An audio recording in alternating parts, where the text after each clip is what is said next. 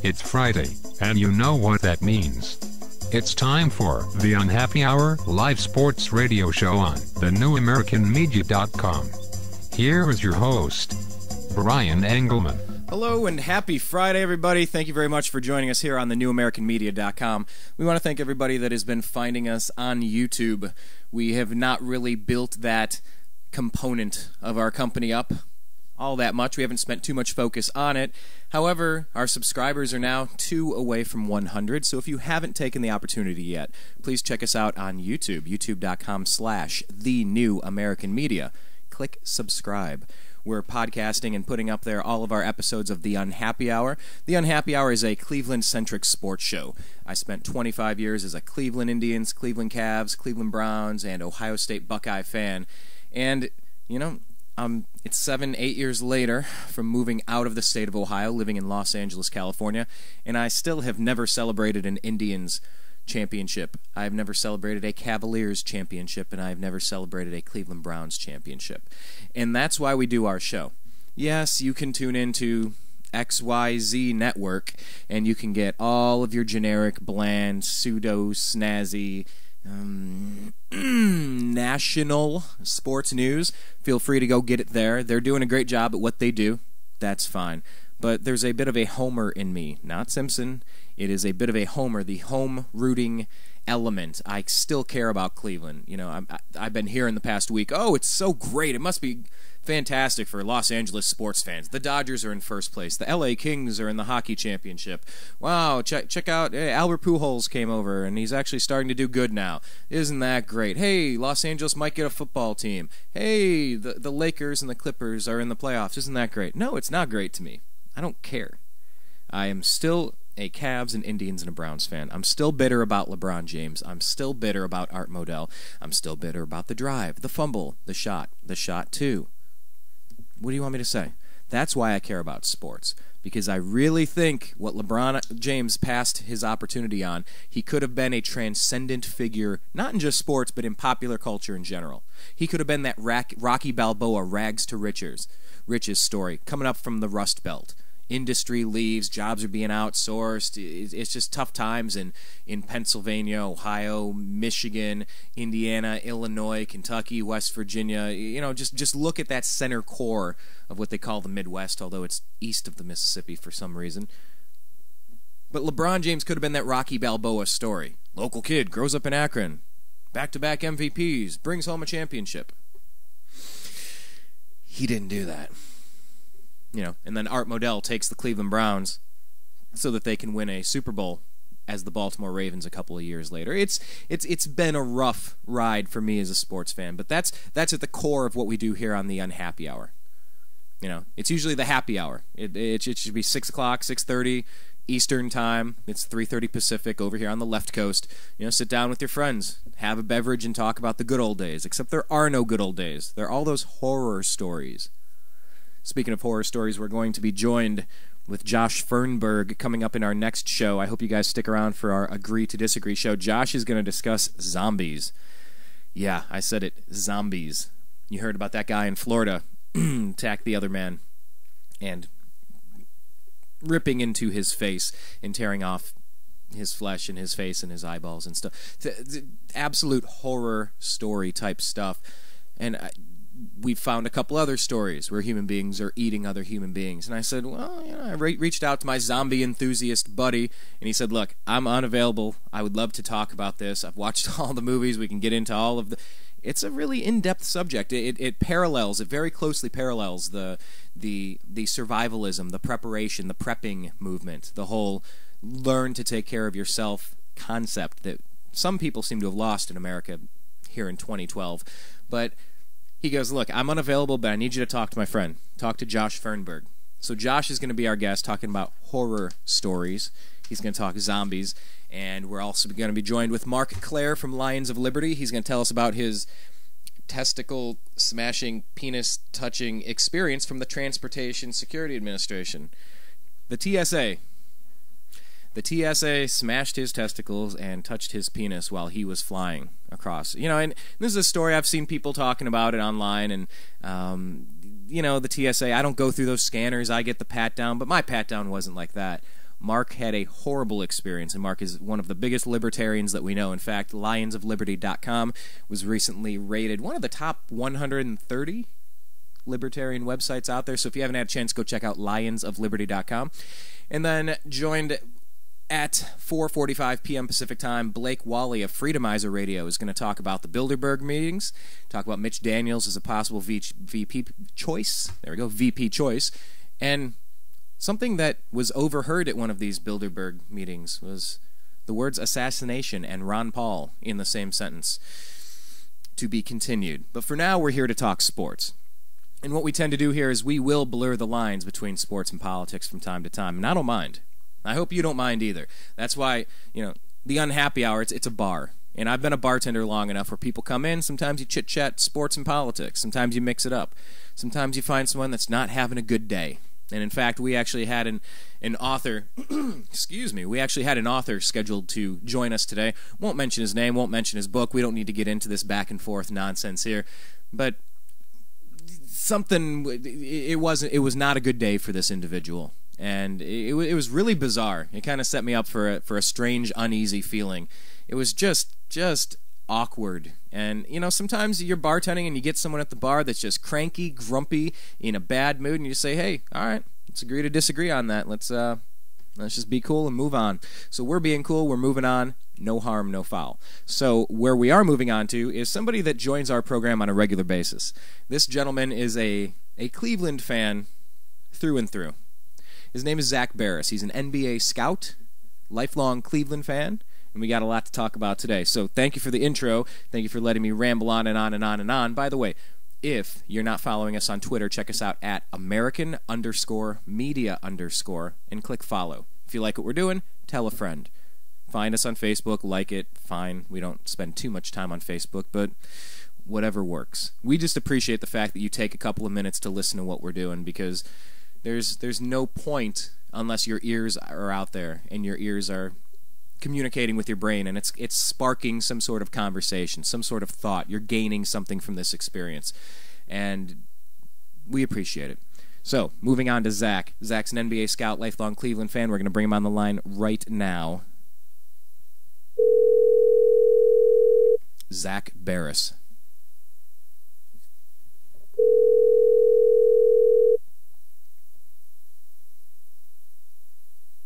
Hello? Hello, Zak. It's Brian with the New American Media. You are live on the Unhappy Hour program. How are you doing today, sir? I'm good. How about you? I'm living the dream, as always. Can't complain about too much. I did already set it up that you are an NBA scout and a lifelong Cleveland fan, but if you would like to continue the introduction of yourself so people know who you are, how they can find you, just let her rip. You can find me at ZBaris, ZBARIS on Twitter. And I've been working for the NBA now for 2 years and currently in the position, hopefully for a long time to come.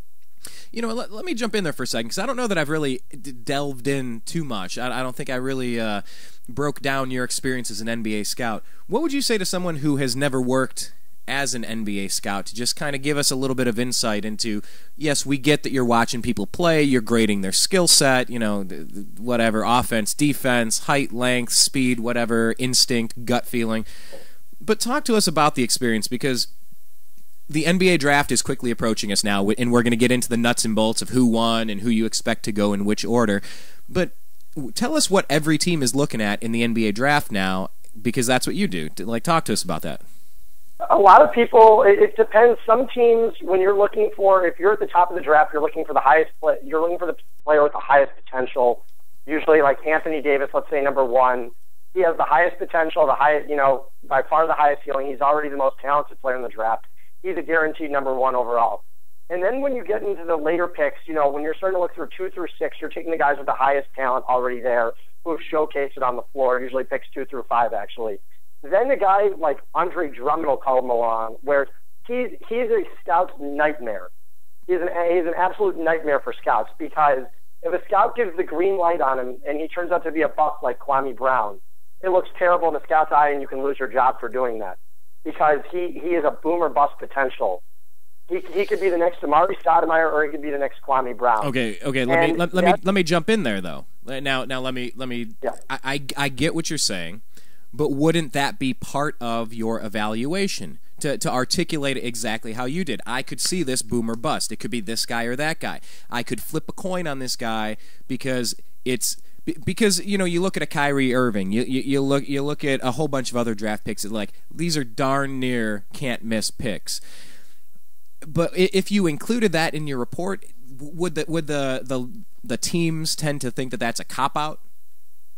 See, you have to be able to overlook that in your report. You have to go one way or the other. You can't give a 50-50 opinion in your report about a player going, oh, you know what, I really, really like him against Kentucky, but he looks terrible against Indiana. That's why when we watch a player, we usually watch him a minimum of 5 to 7 times to be able to evaluate his skills and his skill set, and we watch him in off-court workouts, in individual drills. Andre Drummond, though, if you look at the guy off the court, he was the number 2 recruit in the nation, I believe, last year. It just depends which board you're looking at, behind Anthony Davis and Austin Rivers. And you look at him, he has the major skill set. He's unbelievably quick. He's got big hands. He has the potential, he's 7 feet tall. But you see everything there in practice, yet when it comes down to game time, a guy who's 7 feet tall in college, and there aren't many 7-footers in college, at least, that are any good with his kind of skill set. He should be averaging more than 10 rebounds a game. And that's the thing, is his motor was very, very low for his skill set. And that's what worries me about a player like him. That's why Perry Jones tended to slip this year. Quincy Miller from Baylor, another player from Baylor. You have these guys slipping because you don't know what they're going to give you on a daily basis. It seems like they're never giving 100% on the floor. And that's the biggest thing now scouts look at. A lot of times we look at a player's motor, whether they're hustling down the court, whether their game has improved throughout the season. When you look at a player like Michael Kidd-Gilchrist, no matter what, if he was having a horrible offensive night, his defensive skill set would always be there. He's blocking shots, getting steals, shutting down the perimeter. That's why you take a guy like Kidd-Gilchrist, because he's going to give you 110% every night. The problem is, like I said again with an Andre Drummond, is you just don't know what you're getting. And that's why a GM can lose his job over that. It happens all the time. It's not a Greg Oden scenario where Greg Oden had all the talent in the world, and was the consensus #1 pick over Kevin Durant. He just had the injury bug bite him. That was the problem with Greg Oden. He was a fantastic player, would have been probably the game's best center now, along there with Dwight Howard. But the injuries got to him. It was very unfortunate what happened to Greg Oden, but he's not even in the same category as Andre Drummond. So, that's what we take a look at. Personally, I'm not a fan. When I write my reports up, if I don't see a guy giving 100% effort on the court, I will always give him a lower grade than a player who might not be as talented with a lower ceiling, but is guaranteed to at least produce it somewhat at the NBA level. Might not be a home run hitter, but that's the thing. Sometimes you just have to take the guy that's more guaranteed the success rate. So you're talking about motor, and you're talking about the hustle. Would you say that the same way to say that would be the heart of the player? Because I think that's exactly another word to describe it. Okay, so if we're talking about heart/hustle/motor, how? I'm trying to figure out, because it seems like, you and I, in our recent memory, we watched a very talented kid named LeBron James come up in high school. He was on ESPN back in the day, and you were a younger man back when he was in high school as well, but how would you compare the hype of that kid coming out to the other kids coming out in this draft? Obviously, LeBron is kind of a once-in-a-generation type player with that kind of hype, but what similarities do you see between any of the players coming out today, and what do you see as different between that? LeBron James was just so, the hype behind him was so incredibly high, and don't forget at the time is these high school players did not have to attend college for a year at the time. So guys like Anthony Davis could have jumped right into the NBA. Right. I'm very glad they at least have to go to college for 1 year because it limits the bust potential. But a guy like LeBron James was just fantastic in high school. As much as it pains me to see him on the Miami Heat, still his work ethic is one of the greatest things I've ever seen. If you look at his numbers every year, when he came in the league, he was shooting around 40% his rookie year in the league. He shot almost 56% this year. He's been limiting his batches. He's been constantly improving every single season since he's been in the league. Yes, he might not have a championship, but he's shown constant improvement at every level. And just the hype behind him, when they saw him in games, he was just an incredible dunker, and the media loves guys who can dunk. He's been the best dunker I've seen since Michael Jordan. And, I mean, that was huge at the time, and the NBA also needed the hype at the time. Don't forget, after Jordan had retired from the Chicago Bulls, I'm not talking about the Wizards, but the NBA was on a horrific downturn, or downslide, however you want to put it, that, no fans were showing up to games. There was no real superstar in the NBA other than Kobe Bryant, and people still really didn't care. The Eastern Conference had the Indiana Pacers, the New Jersey Nets, and the Philadelphia 76ers in the finals 3 straight years. 3 of the worst teams to ever make the finals. That's just one to start. There was no superstar. Vince Carter, who nowadays, if you take him back from 10 years ago, would be a decent all-star player, but not a superstar. And that was the problem. The NBA lacked superstars, and they needed to hype someone up, I believe, in order to regenerate interest in the NBA. That was the problem, and LeBron James was able to regenerate that interest. Well, you have the Cavaliers where they drafted, Kyrie Irving last year. Thankfully, we traded Baron Davis, who's now injured, and we got that. I think it was the 4th pick from the Clippers that ended up being the number 1 pick, etc. We have Kyrie Irving, and let's talk about the first couple of picks here in the draft. 1, 2, 3, 4, 5. You're saying it's a no-brainer who Charlotte takes. You mean New Orleans? I'm sorry. Yeah, New Orleans. I've been thinking about the draft in the Hornets, and I thought of Larry Johnson all day this morning. So, yes, I do mean the team that's owned by the NBA, and there are conspiracy theorists saying that the draft was rigged, and we heard the same thing last year when the LeBron-less Cavs ended up getting the number 1 and number 4 pick. Talk about that thing real quick. I don't believe the NBA draft is rigged. You have personnel in there from Ernst & Young watching the entire thing, and they do allow some media members in there. I have been constantly tweeting all week that it is not rigged. I definitely believe it's not rigged. David Stern would go to jail if they found out it was rigged. That's the thing. I do not think it's rigged. I honestly do not believe it is. Now, I think it just happened to be a coincidence. What happened? I do not believe it's rigged. Okay. I truly don't. I've heard it from multiple people saying, "Oh, it could be rigged. It could be rigged." My honest opinion is, though, and this is just me, is David Stern would not be willing to take that risk. Now, it is, in a way, you talk about sports, though. What is the difference between WWF or WWE? It's entertainment and it's money. And the NBA did have a scandal where Tim Donaghy was busted for fixing games. So, it's not out of the realm of possibility. Yeah. A sinking industry could, why would you give it to New Orleans, though, a team that, a city that's struggling, they've never been a big media market. Why would you give it to New Orleans? Why wouldn't the pick go to the Brooklyn Nets, who are suddenly moving to a new arena? They're moving to New York out of all cities, even though they were right across the river before. But why wouldn't you give it to them to allow Darren Williams to stay in town, and then they trade that pick to keep Orlando relevant with Dwight Howard getting traded for Anthony Davis? That's why I feel that they would have given it to a much larger media market, because David Stern had hyped up, he's loved when the big three join together. It's turned out to be terrible for the NBA, actually, these superstar teams, because look at the rest of the Eastern Conference. With Derrick Rose being injured, the Eastern Conference is probably the worst it's ever been, other than Miami. And Miami's not a spectacular team either. It's not really; they haven't really beaten anyone. I'll agree with that. The one thing I did hear, though, is that the city, the New Orleans team, is owned currently by the NBA, so they want to pump up the value of it so that they can get top dollar to sell it. Benson already bought the team. He already made his offer. I believe it's for $320 million. I think somewhere around the 300. And that offer was approved? Okay. So David Stern, I doubt, made him a promise in the contract going, we're going to give you the number 1 overall pick if you purchase the team. Wow. I highly doubt, that was in there. David Stern, I admit, after watching the Boston-Miami game 2, yeah, I think it had something to do with the referees. The referees, I think, a little bit. Always, are a little biased and everything, which I'm going to say they are, because Rajon Rondo at the end of the game, he was hitting the head. He got hammered. Yeah, that was horrible. I do believe the reffing is screwed up in the NBA, but I do not believe the draft lottery is rigged. I do not. Look, that's fair enough. I just keep hearing it enough, and a lot of people that will question these types of things will be labeled conspiracy theorists. I'll wave my hand proudly and say, when something is a little iffy, I like to ask the questions and dig a little deeper. I'm not saying I believe any of this stuff, but it's interesting to discuss, because there might be a 2% chance there is something going on behind the scenes. I don't know. You can look in 2003, though, when the Cavaliers acquired LeBron James, through winning the lottery. Don't forget, the Cavaliers were last in attendance in the league that year, I believe. Gordon Gunn had aspirations to move the team to San Jose. I remember him talking about it back in the day. You know, it was a little bit under the radar.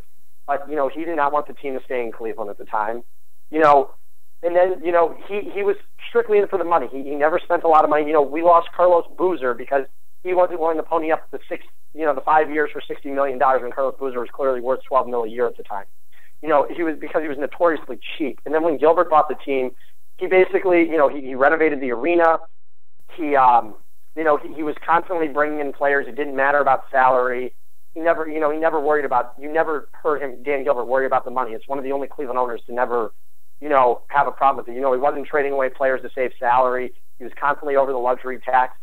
Heck, I mean, the Cavaliers' salary for 14 players is higher than the Cleveland Indians. You know, for multiple years over the last few years. Remember that. Their payroll was higher than the Indians. That's horrible. That makes me sad. That out there. Okay. Well, that makes me sad. That makes me infinitely sad. Number one, because I don't like the word progressive, especially in this political season. I can't call it the Jake. I got to call it progressive field. I don't like that, number one. But number two, when it changed ownership from Dick Jacobs, you know, that was a team that was consistently competitive for a decade and a half. And, I mean, yes, we've been competing so far. You know, over the past 2 years, we've come out of the gate strong. But, I mean, like you said, there's no payroll on the team. We're not getting consistent players, and we're playing above our pay grade. We're really we got the heart, but we're kind of lacking a little bit of the skill there, and that makes me sad to think about that way. You know, that's the problem with baseball nowadays. Is, you know, it's a problem with all these sports now, other than football. Football, I think, is the most fair sport there is. You know, you have your chance always in free agency. You know, there's even a salary floor now, so teams can't go and tank every year, you know, and only spend $60 million on salary. You know, you have to have a minimum salary. You know, you can only be a certain amount under the cap nowadays. You know, I love how the NFL works. You know, and that takes a great front office in order to be able to draft the franchise quarterback. You have to have smart people in your front office. The Browns have lacked that for years. You know, Butch Davis should have never been running a franchise. I mean, I know we're going completely off topic here. But what I'm saying is that I think the NFL is run a lot.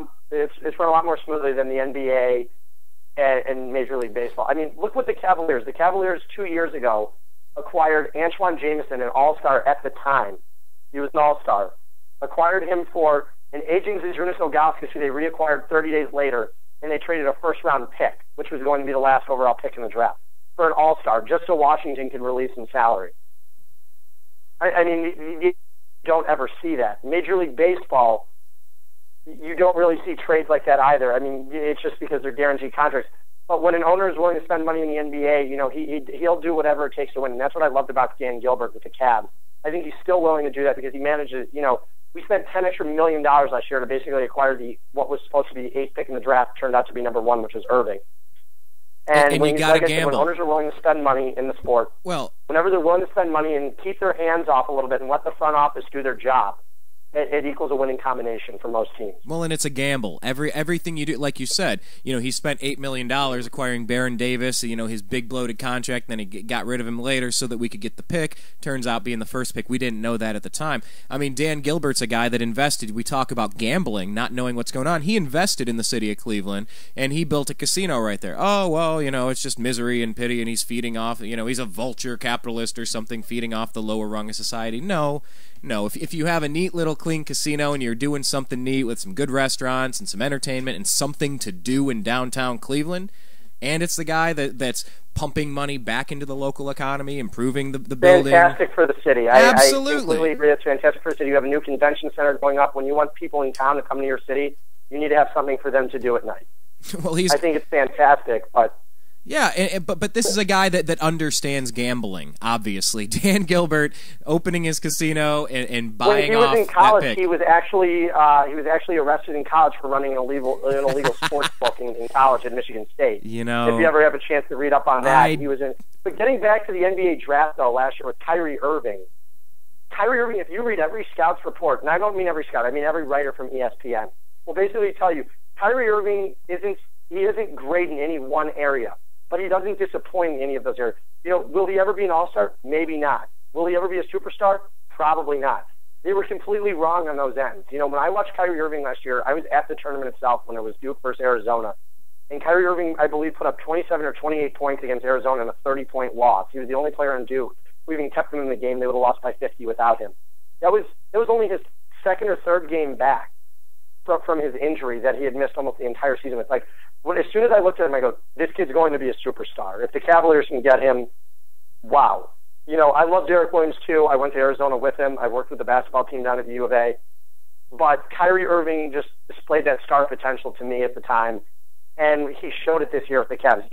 Now the Cavaliers have, there was also another great article this morning that came out. I'm trying to think where it's from, but they were saying agents now want their players to go to the Cavaliers. There are teams that agents don't want teams drafted by. There's the Charlotte Bobcats and specifically the Sacramento Kings because they don't develop their players well.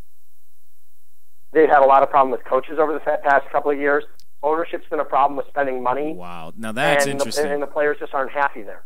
That is interesting because you think the Cleveland Cavaliers, we drafted good talent and we developed LeBron James. Yes, we probably coddled him too much, and that probably led to where things dissolved over the past 2 years. That's fine. But you look at Kyrie Irving, you drafted him well and you've developed him well. That's a really interesting point because a lot of people say, oh, well, if you're young and you're rich, you don't want to go spend time in Cleveland. Well, look, not everybody wants to, get into the nightlife and get arrested. Some people just want to have solid NBA careers, bank tens of millions of dollars, have a solid family life, and call it a day.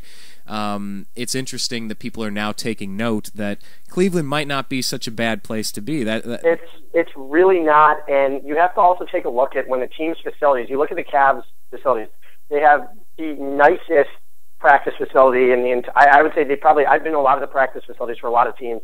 I would say the Cavaliers has the nicest facility I have ever been to. I've only been there one time, but I have to say that was by far the nicest facility I've ever seen. I've been to the Lakers, I've been to the Clippers, I've been to a lot of facilities, and I honestly have to say that the Cavaliers, it's huge. They have world-class workout facilities, teams like that, and they also have a practice facility at the Q. Dan Gilbert renovated the arena. It does not look like it was built in 1994 when you walk in the inside. It looks like it was built in the mid-2000s. It's a completely renovated arena with brand new seats, beautiful locker rooms, and the players basically get anything they want from him. And he's a good owner. It took a year to realize that. Last year a lot of agents didn't want their players going to the Cavs. It was a terrible situation. It really was. You were looking at a team that just came off of 19 wins with no future potential on that entire roster. The guy with the highest potential on that team was basically Christian Ienga. When you think about it, long-term potential was Ienga or Mo Williams. And they suddenly built around Kyrie Irving and Tristan Thompson. Alonzo G showed that he belongs. Yeah. He might leave via restricted free agency, but the Cavaliers built around two players last year, and they were a much better basketball team last year than they would have been without Kyrie Irving or Tristan Thompson. That is a good point. And that's why you see agents now wanting to send their players to Cleveland. Like last year, the Cavaliers had, some teams had problems working out players. Players, I don't want to work out for this team. I'm not going to bother working out. Or if they interview me, I'm going to tell them I don't want to be there. That's what's going to happen in Charlotte a lot. You're going to have the problem with the Bobcats is they're going to be interviewing players and they're going to say, you know what, I really don't want to play in this city.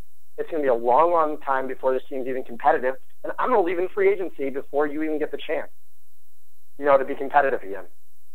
Well, I'll tell you what, now that the Cavs are starting to turn it around after that crash a year or two ago, we get the opportunity to improve ourselves in this draft. And since we have kind of discussed a broad scope of the draft, we're going to take a quick commercial break here on the NewAmericanMedia.com's The Unhappy Hour. And when we get back, we're going to talk with NBA scout Zak Baris and lifelong Cleveland fan Zak Baris a little bit more about who he expects to get drafted in the next draft coming up in about a month.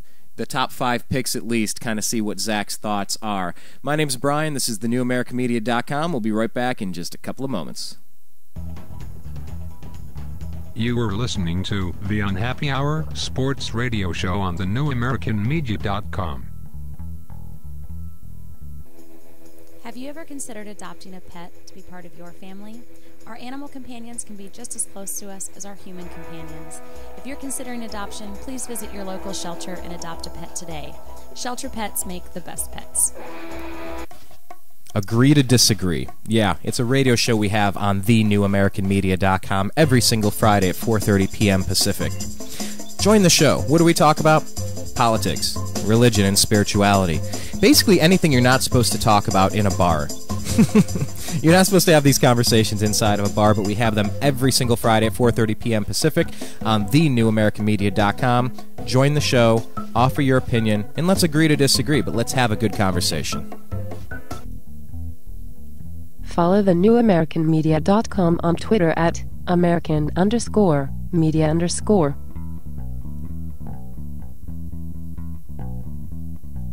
Hi, Brian from thenewamericanmedia.com.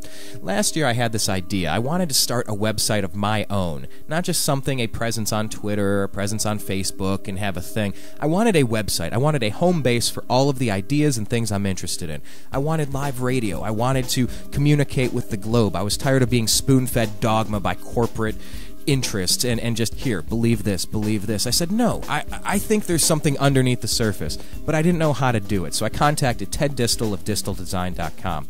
Ted walked us through the process of, okay, you want videos, you want to do quotes of the day, you want to have a spiritual section, you want to have a 1984 watch where government's intruding and private corporations are intruding into your privacy. Yeah, those are the things that I was interested in. Ted walked me through the process. We built thenewamericanmedia.com, and I encourage you to go online and take a look at our site. That's what he's capable of. Please, if you have an idea, go to disteldesign.com. That's DISTEL design.com. Hi, Brian from thenewamericanmedia.com. You know, this housing crisis that we've been in for a few years now has really taken a toll on a lot of families. I know somebody you've worked with, somebody that you're related to, maybe even yourself. You might have gone through some sort of foreclosure, short sale, deed in lieu of foreclosure, or any other nonsense going on in the financial markets tied to housing. One of the things that is not talked about enough is the fact that a lot of people have to get rid of their homes right now and go into some sort of apartment-style living. And in that situation, many people can't bring their cat or dog, their friend, their companion, a member of their family. Imagine your dog, imagine your cat, dropped off at a shelter. Oh, it's a shelter. They'll be safe. No, the shelters just don't have the resources capable to take care of these animals, and thousands of them are put to death every single week. Please, if you have the opportunity, go become a foster parent at a shelter. Go to your local shelter, adopt a dog or cat. Trust me, a family out there is going to really appreciate the effort.